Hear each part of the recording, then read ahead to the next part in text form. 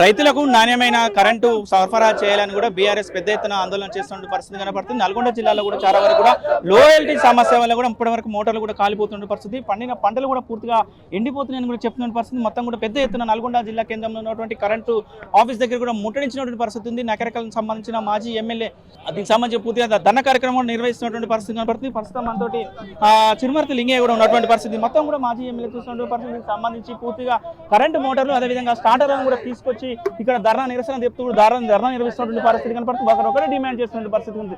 రైతులకు సంబంధించి రైతులు మొత్తం కూడా పంటలు ఎండిపోతున్నటువంటి పరిస్థితి కనపడుతుంది. ఇప్పుడే నాణ్యమైన కరెంట్ ఇవ్వాలని కూడా చెప్తున్నారు. 12 గంటల కరెంటు కూడా ఈ రోజు రాలేని పరిస్థితిలో ఉందని కూడా చెప్తున్నారు. గత బీఆర్ఎస్ ప్రభుత్వంలో ఉన్నప్పుడు రైతులకు ఎక్కడ కూడా కరెంటు సమస్య లేదు, 24 గంటల కరెంట్ ఇచ్చిన ఘనత ఉందని కూడా చెప్తున్న పరిస్థితి. మాట్లాడించే ప్రయత్నం చేద్దాం సార్. మొత్తం కూడా ఏంటి ఈ లో వోల్టేజ్ సమస్యల వల్ల మోటార్లు కాలిపోతున్నాయి, పంటలు ఎండిపోతున్నాయి, రైతన్నలు గగ్గోలు పెట్టుకుంటున్న పరిస్థితి కనబడుతుంది.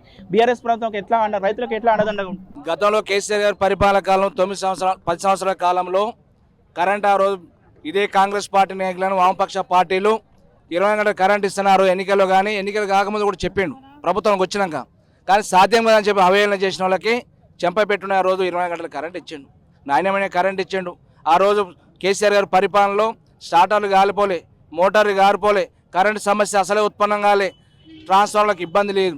ఎంతమంది అసలు గతంలో వ్యవసాయం అనేది మన నల్గొండ జిల్లాలో దాదాపుగా 1,40,000-50,000 ఎకరాలు సాగు చేస్తే ఈరోజు కేసీఆర్ పరిపాలనలో దాదాపు 5 లక్షల చిల్లర ఎకరాల సాగు చేసే కార్యక్రమం వచ్చింది. అది ఎవరికి అందుతుంది?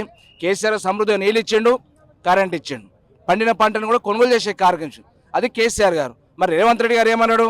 గత పాలన ఏ రకంగా ఆ రకమైన పద్ధతులు తీసుకొస్తుంటే, గత పాలన అప్పుడు ఇందిరా కాలంలో వ్యవసాయం దండగా అయిపోయింది, కరెంటు లేదు, నీరు లేదు, ఏ గ్రామాలు ఎంత మూతబారి రైతున్నా కూడా భూస్వామైనా కూడా ఎకరం 2 ఎకరాలు నాటు పెట్టే పరిస్థితి ఉండే. కానీ ఇప్పుడు కూడా అదే భూస్వాములు పెద్ద రైతులు మరి ఈరోజు ఎకరం 2 ఎకరాలు పెట్టే పరిస్థితికి వచ్చింది.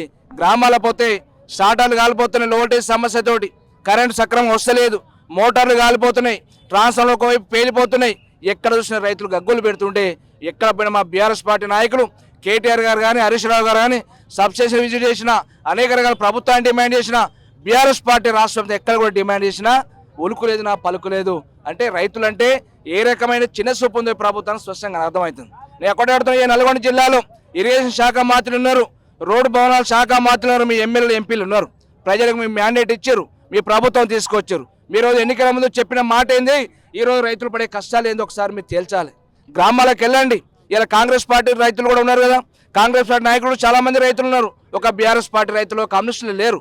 వీళ్ళందరూ రైతులే. గ్రామాలలో రైతులకు రాజకీయాలకు అత్యున్నాడు కేసీఆర్ పరిపాలన అందిస్తే ఈరోజు రైతులకు ఏ రకమైన పరిస్థితి వచ్చింది?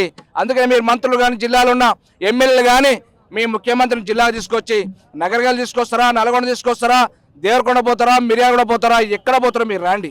పోయి మీరు రైతుల దగ్గర పోయి మీరు అడగండి కరెంట్ ఏ రకమైన కరెంట్ వస్తుందో. ఇలా కరెంట్ వస్తలేదు, రండి, మీకు దమ్ముంటే రమ్మను. నిన్నగాక మన సంగారెడ్డిలో ముఖ్యమంత్రి రేవంత్ రెడ్డి 24 గంటల కరెంట్ ఇస్తాడు. నీకు సిగ్గున్నాగరని ఆయన ఏం మాట్లాడుతున్నావు? నీకు సిగ్గు శరము రైతు కుటుంబంలో పుట్టుకపోతే ఇవాళ నగరగలుగు రా, ఎక్కడ కరెంట్ వస్తుందో చూద్దాం. లేదా నీ కొడంగల్కి పోదాం, ఎక్కడ కరెంట్ వస్తుందో చూద్దాం. నీతో పాటు మా కేటీఆర్ గారు హరీష్ రావు గారు వస్తారు, తీసుకెళ్ళి నీకు పైసా ఛార్జ్ లేకుండా మీ ప్రభుత్వాన్ని భారం పడకుండా మా బీఆర్ఎస్ పార్టీ నాయకులు ఖర్చులతో తీసుకుపోతాం పోదాం పదండి. ఎక్కడ కరెంట్ వస్తుంది? ఇలా స్టార్టర్లు ఎందుకు కాలిపోతున్నాయి, మోటార్ ఎందుకు కాలిపోతున్నాయి, ఎండిపోయిన కట్టలేని ఈరోజు ఈ రకమైన పరిస్థితి దాపరిస్తే రైతున్న వాడు ఏం కావాలి? ఆత్మహత్య చేసుకుని సావాలన్నా? ఒకవైపు యూరియా దొరకదు, మార్కెట్లో పండించి తీసుకొస్తే కొనుగోలు చేసేలేదు, లాస్ట్ ఇలా కరెంట్ బంద్ చేసినావు. అంటే రైతుని ఏం చేయమని చెప్తున్నావు? ఏం చేయాలన్నా కూడా నువ్వే స్పష్టమైన వైఖరి చెప్పాలి. రైతునాడు పంట వేయొద్దా, వ్యవసాయం చేయొద్దా అన్నాడు చంద్రబాబు. వ్యవసాయం అంటే దండుగా అని చెప్పిండు. ఆ మాటలు మీరు చెప్పదలుచుకోరా? దాని సంకేతమే ఇలా కరెంట్ వేయకుండా చేస్తురా? దాని సంకేతమే యూరియా వేయకుండా యాప్ పెట్టిరా? దేనికి కారణం సంకేతం చెప్పాలని చెప్పి ఇలా ఎస్సీ ఆఫీసుగా ముట్టడిచ్చే కార్యక్రమం రైతులతో కలిసి రావడం ద్వారా ఖచ్చితంగా నాణ్యమైన కరెంటు ఆనాడు మా నాయకుడు కేసీఆర్ గారు ఏ రకమైన పద్ధతిలో కరెంట్ ఇచ్చిండో ఆ పద్ధతిలో కరెంట్ ఇవ్వాలని చెప్పి బీఆర్ఎస్ పార్టీ ఆధ్వర్యంలో డిమాండ్ చేస్తున్నాం. మీరు సబ్ స్టేషన్లకు వెళ్ళారు, లాబుకులు కూడా చెక్ చేసినటువంటి పరిస్థితి సార్. మీరు అధికారులను అడిగినప్పుడు అక్కడి నుంచి ఏం సమాధానం వస్తుంది? కరెంటు మీరు చెక్ చేసిన లాబుక్లో ఎన్ని గంటల విద్యుత్ సరఫరా అవుతున్నట్టు కూడా మీ దృష్టికి వచ్చింది సార్? ఇప్పుడు లాగ్ బుక్ చూస్తే 24 గంటల కరెంట్ వచ్చినట్టు చూపిస్తారు. ఎప్పుడు కూడా కరెంటు కట్ అవుతుందని ఎప్పుడైనా చెప్పదలేదు. నేను లాగ్ బుక్ 2-3 దిక్కులు చూస్తే కూడా ఎల్సీ తీసుకురంటే 2 నిమిషాలు 5 నిమిషాలు రాస్తారు. బ్రేక్ డౌన్ అయిందంటే 15-20 నిమిషాలు 30 నిమిషాల కంటే ఎక్కువ రాస్తలేరు. మరి పక్కనే రైతులకు ఫోన్ చేసి మళ్ళీ గ్రామాల్లో ఫీడర్ కింద అడిగితే రైతులు ఏమంటారు? ఇలా కరెంట్ 2 గంటలు పోయిందని చెప్తారు. అంటే అధికారులు కూడా చెప్పలేని పరిస్థితులు. పాపం మేము ఏం చేయాలి, అధికారులు పైనుంచి ప్రభుత్వం డైరెక్షన్ మాకు చెప్పొద్దని చెప్తారనే అధికారులు చెప్తారు ఓపెన్గా. ఆపరేటర్ కూడా అదే పరిస్థితి ఉంది, కానీ ఆపరేటర్ కానీ అధికారులు చేసే పరిస్థితి లేదు. ఈ పాలనకు చేతగాని అసమర్థత, పాలన మీద అవగాహన లేక, అవగాహన రహితమైన ఆలోచనతోటే ఇలా కేసీఆర్ గారిని టార్గెట్ చేసుకొని, కేటీఆర్ హరీష్ రావు టార్గెట్ చేసుకొని పాలన చేస్తుంది తప్పితే ప్రజల మీద కానీ ప్రజాపక్షాన కానీ ఏమాత్రం సోయి లేకుండా ప్రభుత్వం నడుపుతున్న ఈ చేతగాని అసమర్థ ముఖ్యమంత్రి గద్దె దిగాలని డిమాండ్ చేస్తున్నాం. ఇంకా చెప్తున్న పరిస్థితి ముఖ్యంగా కూడా ఒకటే డిమాండ్ చేస్తున్నట్టు రైతులు మాత్రం చాలా ఇబ్బంది పడుతున్నటువంటి పరిస్థితి ఉంది. మొత్తం కూడా పంటలు మొత్తం కూడా ఎండిపోతున్నటువంటి పరిస్థితి ఉంది.